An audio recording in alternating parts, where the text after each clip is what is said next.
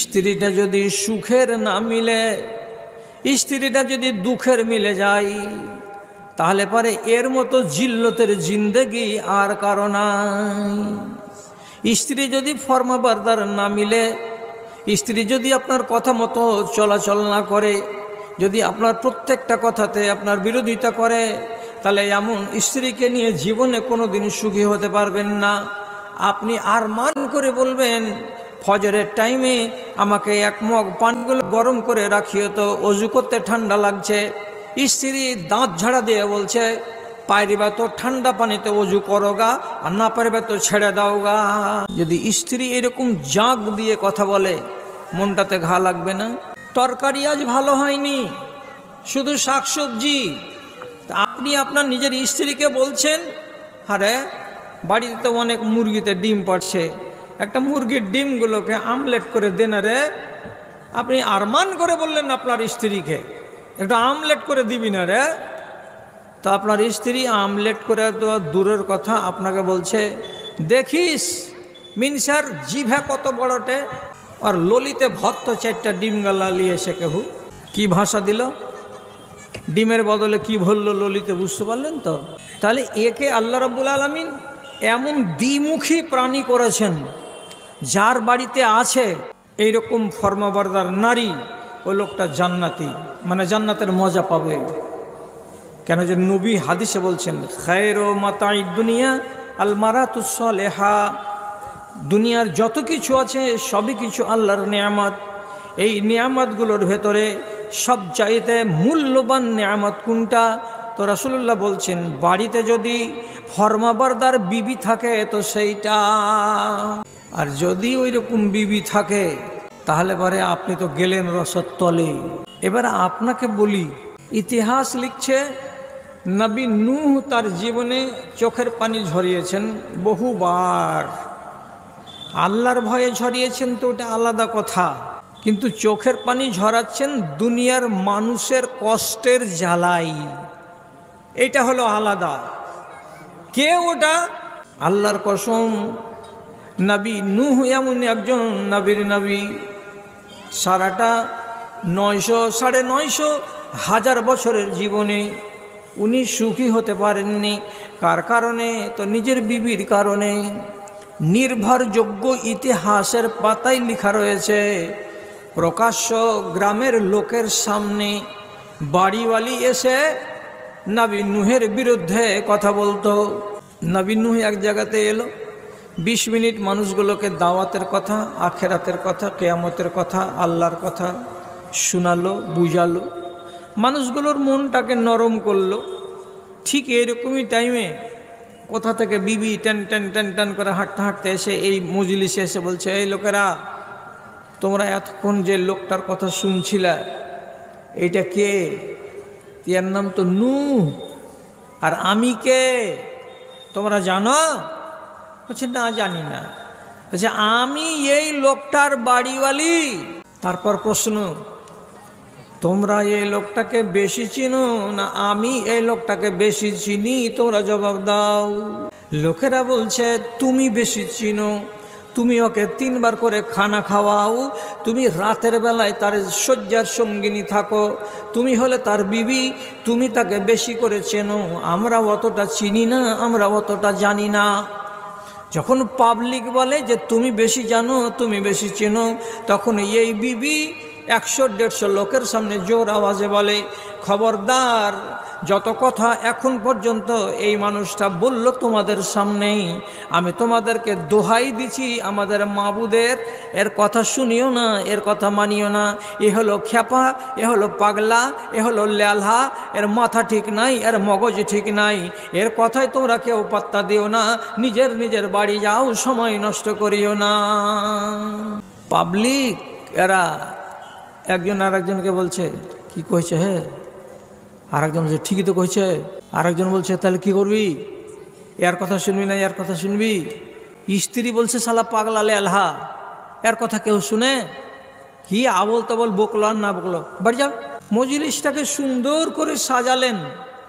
আর এক টাইমে গান্ধী পড়ে গেলে যেমন খানাটিকে ফেলে দিতে হয়, তেমনি বিবিতে একটা কথা বলে দিয়ে সারাটা মজলিসটাকে উলট পালট করে দিয়ে সব লোককে তাড়িয়ে দেয়।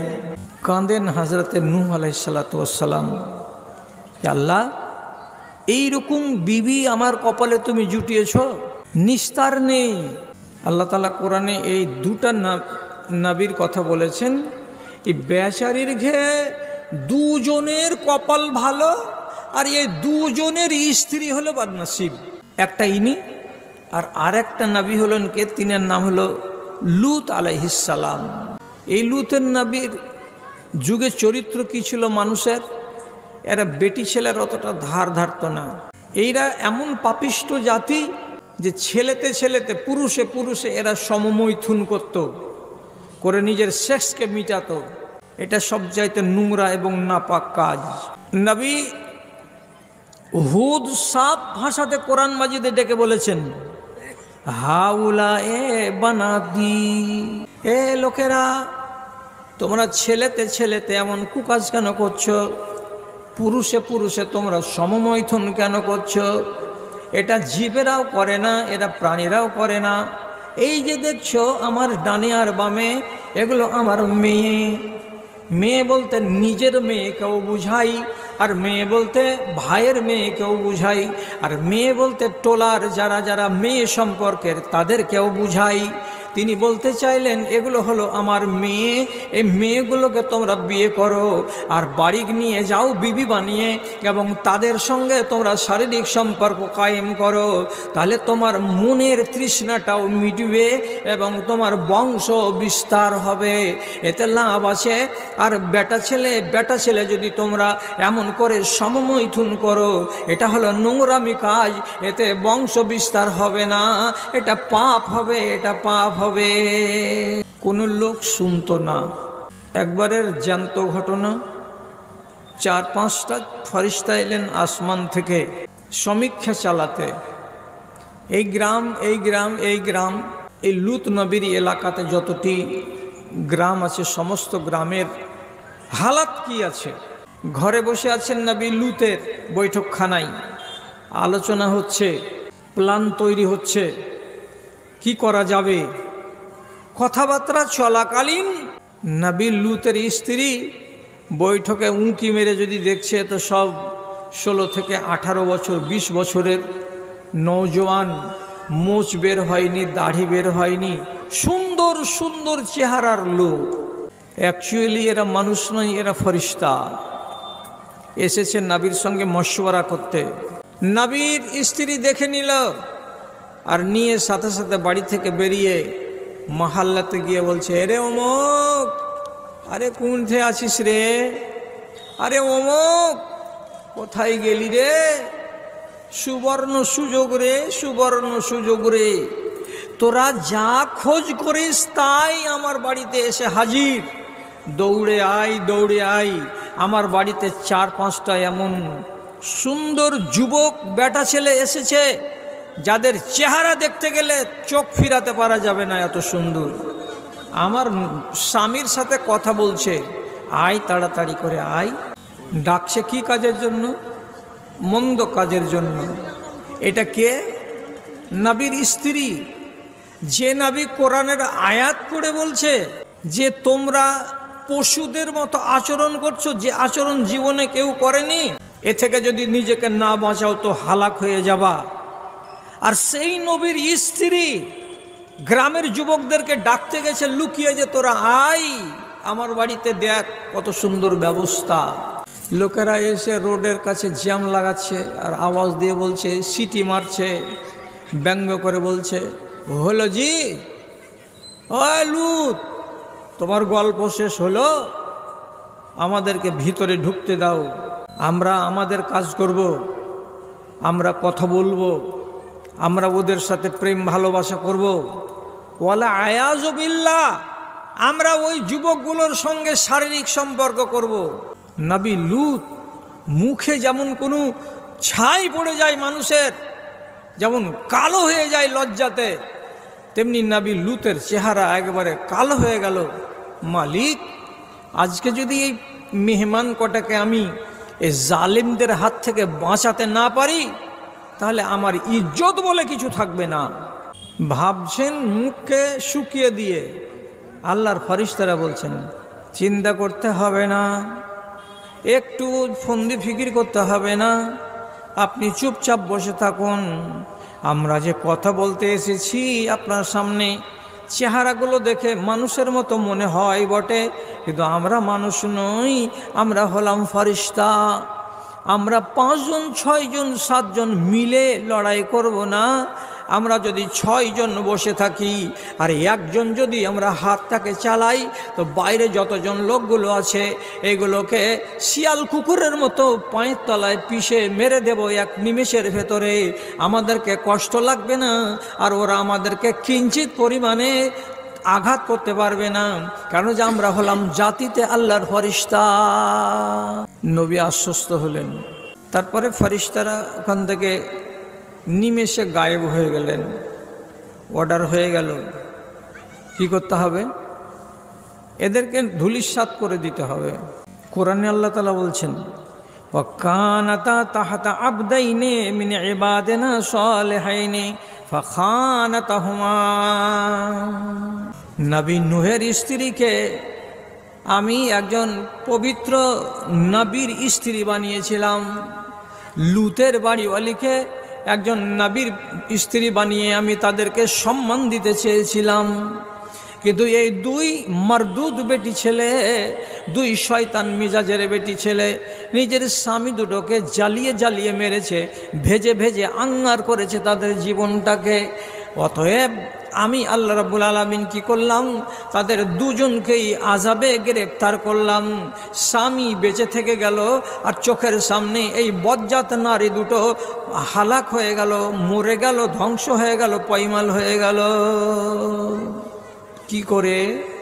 নবী নূহের আমলে দেওয়া হলো মহাপ্লাবন। প্লাবন 4 হাত পানি 5 হাত পানি নয়। পৃথিবীর ইতিহাসে এত বড় বন্যা আজ পর্যন্ত হয়নি। কিয়ামতের আগে যদি হয় তো আল্লাহ জানেন এত বড় বন্যা হয়েছিল। ওখানে একটা পাহাড় ছিল, ছোট পাহাড়, এর নাম জুদি।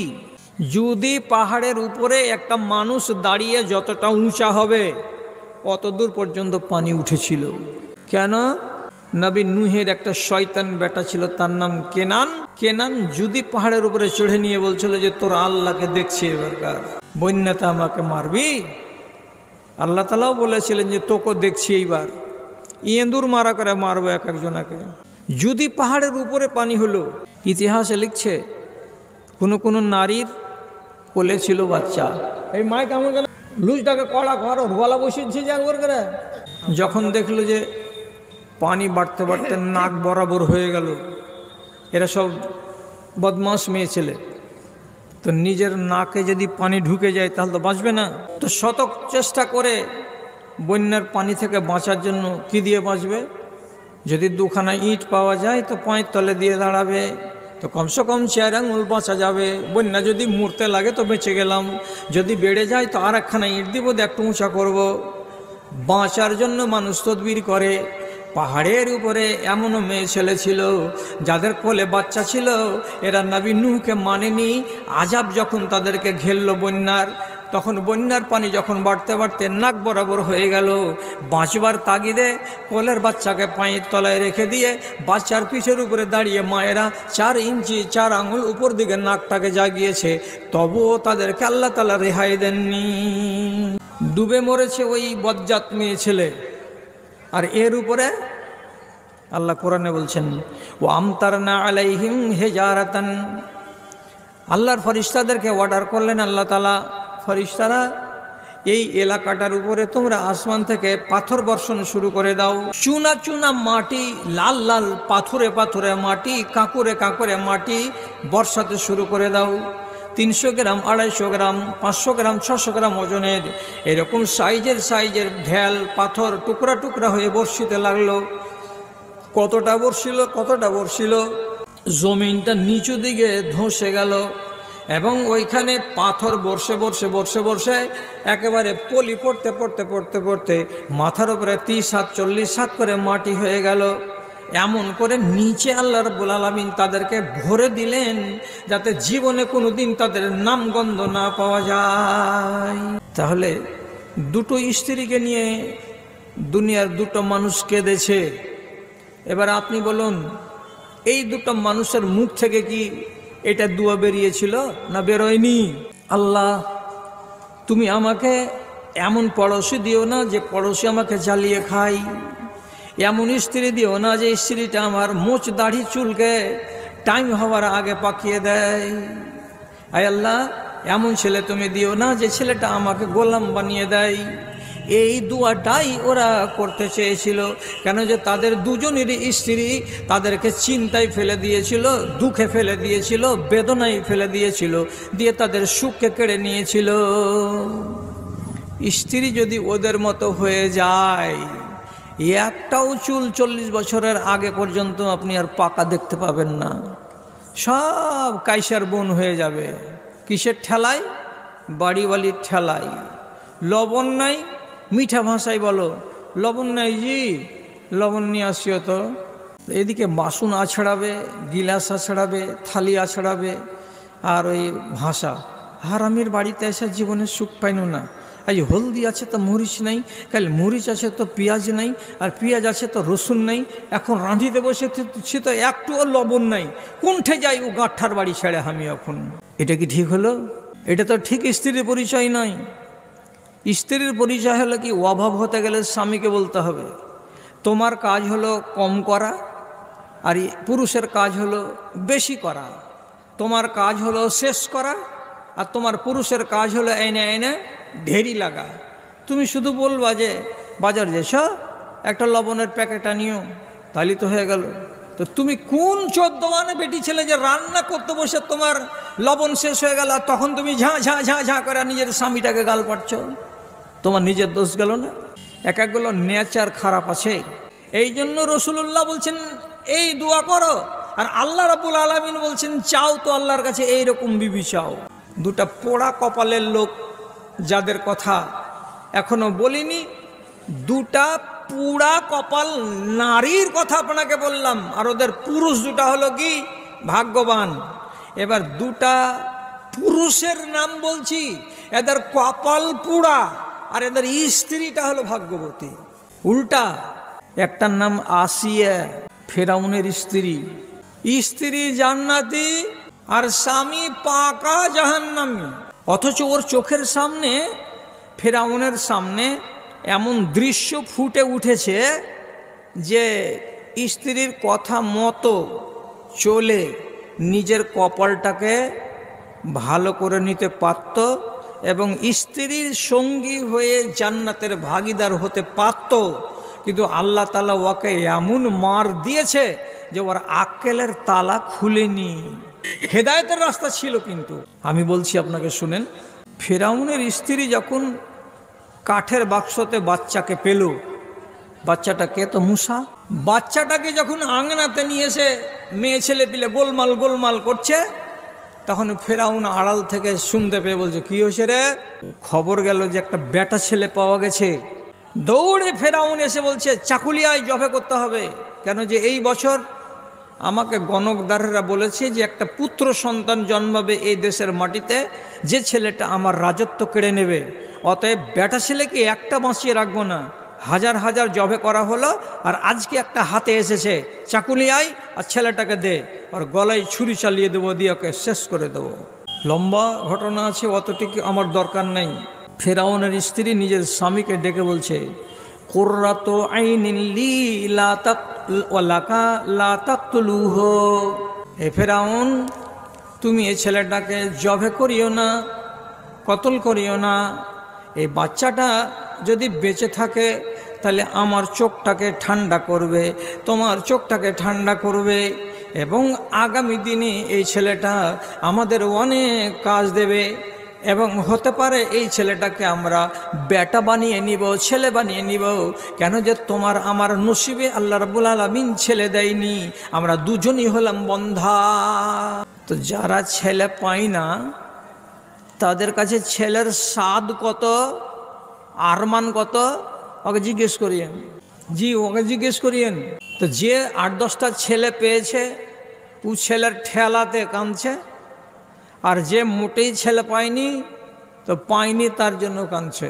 যার ছেলে পেলে বেশি, একটাকে উল্টাইছে, একটাকে পাল্টাইছে, গোসল করাতে যে একটাকে নাইন্দে চুড়াইছে, একটাকে মুছাইছে, আর মাঝে মাঝে বলছে হারামি গেলা, তারপরে হ্যাঁ বিড়াল হাঁটি হ্যাঁ উবি যা আছে, হারামিরা মরে না। রাগ যদি বেশি চড়ে যায় তো মেয়ে লোক ছেলে পেলেকে মুখে চুকে বলে দেবে কি যে হারামিরা মরে না। আওলাদ বেশি, আর যার বাড়িতে ছেলে মোটেই নেই ও তখন আর একটা লোকের কাছে, মেয়ে ছেলের কাছে যে বলছে ফুফুগে একটা দোয়া শিখিয়ে দিত যেন আল্লাহকে একটা ছেলে দেয়। ছেলেটা যত জ্বালাইবে আমাকে জ্বালাই, আমার চামড়াকে নুচা নুচা খট্টি ফেলে দেখ, তাও আমি কিছু বলবো না।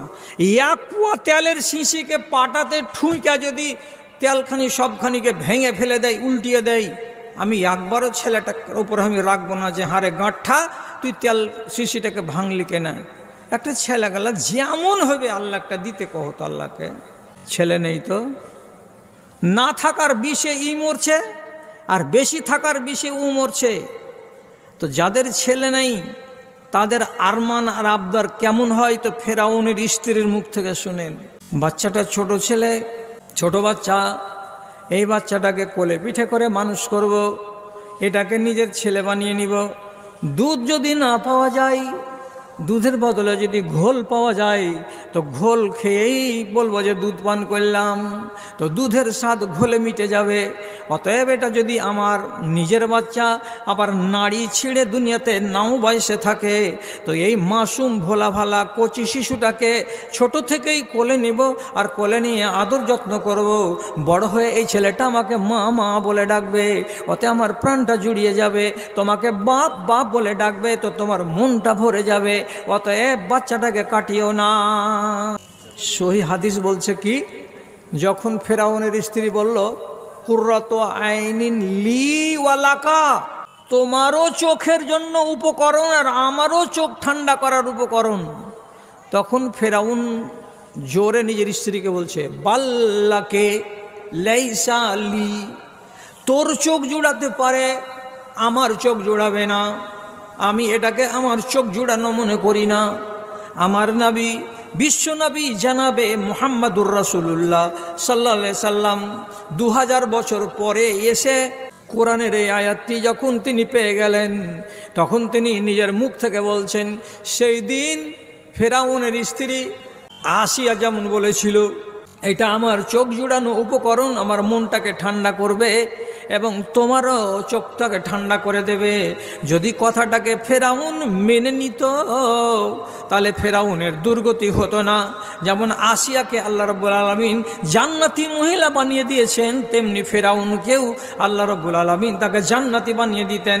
কিন্তু কমিনা সেই দিনই বলেছিল কি, তোর চোখ জুড়াবে জুড়াগা, আমার চোখ জুড়াবে না। বাচ্চাটাকে চোখ জুড়ানো উপকরণ বলে মানতেই চাইনি। তারপর যখন বছর দেড়েকের হলো, তো ছেলের কাজ কিছু একটু উলট পালট হতে লাগলো। ফেরাউনের চেহারাতে ছিল দাড়ি। একদিন দাড়িকে লাটতে লাটতে, মানে তখনকার মতন কাঠবাপের চেহারা ধরে দাড়ি লাটতে লাটতে আর একবার দিয়ে দিল গালে এক তামাচা। খেপে গেল ফেরাউন। ইবনে কাসিরে লিখছে, খেপে গেল ফেরাউন। এ বাচ্চাকে ভালো বাচ্চা বলা যাবে না, এ তো আমার দুশ্মন আছে। আবার স্ত্রী বলছে না, ছোট ছেলে কি বুঝে, লাটতে লাটতে গালে এমনি করে লেগে গেল, তো বাচ্চা ছেলে তো, ওর এগুলো দোষ ধরিও না। শেষে পরীক্ষা হলো, ওর চোখের সামনে আগুনের আঙ্গারা আর একটা ফুল রেখে, একটা কোনো জিনিস রেখে, দুটো টুকটুকে লাল জিনিসকে রেখে, এই 2 বছরের শিশু 2.5 বছরের শিশুর সামনে রেখে পরীক্ষা দেওয়া হলো যে কোনটা ধরে। আর জ্ঞান তো নেই, তোরা যে বলছিস জ্ঞান নাই, তো দেখি আর জ্ঞান আছে কিনা। আল্লাহ তাআলা করাবেন। মুসা নবী লাল ফুলটাকে না ধরে লাল আঙ্গারাকে, আগুনের টুকরাকে নিয়ে মিষ্টি মনে করে মুখে দিয়ে দিল। যেমনি মুখে দিতে গেলেন, মুখে গিয়ে তাপ লাগলো এবং একমতে তার জীবের একটা অংশ সেঁকে গেল, পুড়ে গেল। তো এটা ইতিহাসের সূত্র থেকে বলছি আপনাকে, যার ফলে প্রমাণ হয়ে গেল যে বাচ্চার জ্ঞান থাকলে আগুন কেন হাতে করবে। মুসা নবী চিরকাল ধরে কথা বলতেন, তো একটু করে জবানের ভেতরে আড় থাকতো, আটটা এলো কোথা থেকে? তো অনেক মুফাসসির বলছেন যে আটটা এলো তার বাল্যকাল থেকে, যেদিন থেকে সে আগুনের টুকরাকে মুখে ভরেছিল সেদিন থেকে। সত্য হোক তো আলহামদুলিল্লাহ, মিথ্যা হোক তো আল্লাহ আপনাকেও বাঁচায় আমাকেও বাঁচায়। কিন্তু নবী মুসার মুখে ছিল আড়ষ্টতা। এই জন্য তিনি দোয়া করতেন, রব্বিশ শরহ লি সদরি ওয়া ইয়াসসির লি আমরি ওয়াহলুল উকদাতাম মিন লিসানি ইয়াফকাহু কওলি। আল্লাহ আমার জবানের আটটাকে খুলে দাও, ইত্যাদি ইত্যাদি।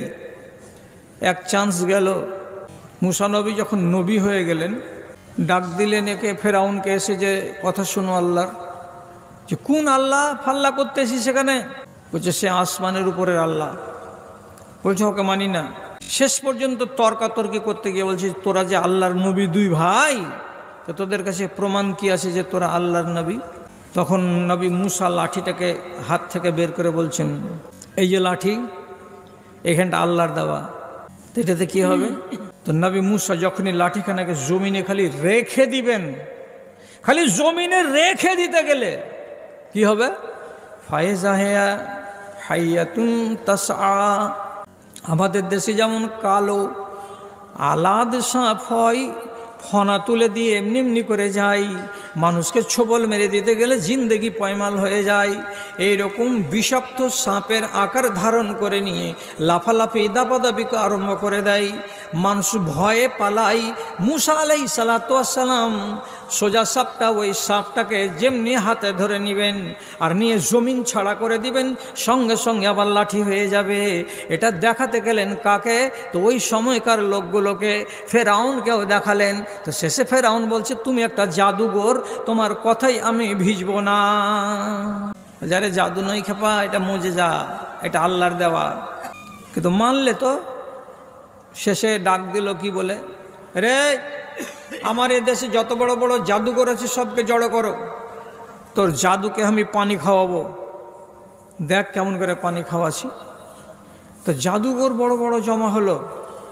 তো মন জমা হওয়ার পরে ফেরাউনের দরবারে এসে অনেক আলোচনার শেষে বলা হলো যে এবার তোমরা তোমাদের জাদু ফেলো, দেখাও, না আমি দেখাবো। তখন অন্যান্য জাদুঘর কয়টি যেটি ফেরাউনের সমর্থন প্রাপ্ত, তারা তখন নিজের নিজের, কে এইরকম মোটা রশি আর কে এরকম বড় কঞ্চি লাঠি সামনে ফেলতে লাগলো। মজলিস ভর্তি লোকের সামনে এরকম মোটা মোটা মোটা মোটা সাপ শুধু এইগুলোতে ঘুরে বেড়ায় ঘুরে বেড়ায়। মুসা আলাইহিস সালাতু ওয়াস সালাম বলছে বাপরে, 10 জন জাদুঘরের 10টা সাপ আগাদিকে ফনা তুলে তুলে ঘুরছে। হযরত মুসা আলাইহিস সালাতু ওয়াস সালাম এবার নিজের লাঠিখানাকে ছেড়ে দিলেন। আর যেমনি লাঠিখানাকে ছেড়ে দেওয়া, এই সাপ গিলা তো দূরের কথা, ফেরাউনের দরবারের প্রথম তালার নিচু সিঁড়িতে একটা মুখ আর উপর তালাতে আর একটা মুখ লাগিয়ে দিয়ে বলছে এখন সম্পূর্ণটাকে নিজের পেটের ভেতরে গিলে নিব। আর এতটা পাওয়ার আমাকে আল্লাহ তাআলা দিয়েছে, সামনে যতটি সাপ ছোট আর বড় চলছিল সব কটা সাপকে নিমেষের ভেতরে গিলে পেটের ভেতরে করে নিয়েছে, আর একটাও সাপ বাইরে বেরিয়ে নাই। সঙ্গে সঙ্গে নবী মুসা খচ করে সাপটাকে যেমনি ধরে নেওয়া, আবার চোখের সামনে লাঠি হয়ে গেল। এটা সাপ নয়, একটা রাখাল যেমন লাঠি নিয়ে থাকে ওই রকম একটা লাঠি। যত লোক ছিল তারাও, আর যে 8 জন 10 জন জাদুঘর এসেছিল জাদু করতে তারাও, সাথে সাথে নবী মুসার গলায় লেগে গিয়ে আর গলায় গলায় জড়িয়ে ধরছে আর হাতে হাত দিয়ে হ্যান্ডশেক করছে। আর করার পরে বলছে আমরা নবী মুসার রবের উপরে ঈমান আনলাম। নবী মুসা যে আল্লাহর কথা বলছেন সে আল্লাহকে আমরা বিশ্বাস করে নিলাম। আমরা ফেরাউনকে এতদিন আল্লাহ বলতাম, একে আমরা আল্লাহ বলে মানি না। ফেরাউন হুঙ্কার ছেড়ে বলছে এই তোমরা কিসের জন্য মেনে নিলে? কাবলান আযানা লাকুম, তোমাদেরকে আমি অনুমতি দিই নাই, তার আগেই কেন তোমরা এরকম মেনে নিলে? যখন তোমরা আমাকে আমার অনুমতি না নিয়ে মুসার আল্লাহকে মেনে নিলে আর আমাকে আল্লাহ ছেড়ে দিলে, তখন তোমাদেরকে আমি আযাব দেব। উল্টা করে করে পা কাটবো, উল্টা করে করে হাত কাটবো, এবং তোমাদেরকে দিবালোকে শুলিতে চড়িয়ে তোমাদেরকে আযাব দেওয়া হবে। তখন তোমরা ঢং ধরবে যে কেমন ঠেলা। এরা বলছে মরতে প্রস্তুত আছি, আমরা পরোয়া করি না, কেন যে হক চলে এসেছে আমাদের সামনে। তো জাদুঘর কটা যদি মেনে নিতে পারে, ওর দেশের এটি হলো পড়াশোনা করা বিদ্যান লোক, তো এই গাধা ফেরাউন কেন মেনে নিতে পারে না? ওর চোখে এখনো জাল পড়ে আছে। দুটা চান্স চলে গেল।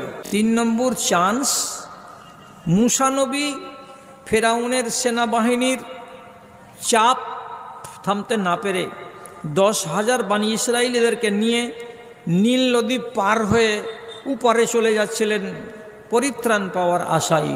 সামনে নীল নদী কি করে পার হওয়া যাবে? পিছনে যতটি মিলিটারি আছে এরা 12টা বংশের লোক, আপন আপন রাস্তা দিয়ে যাবে। আল্লাহ তখন মিশরের নীল নদীর কিনারাতে গিয়ে নবী মুসাকে বলছেন, আল্লাহ রাস্তা বানিয়ে দাও, উপরে যাব কি করে এত লোক?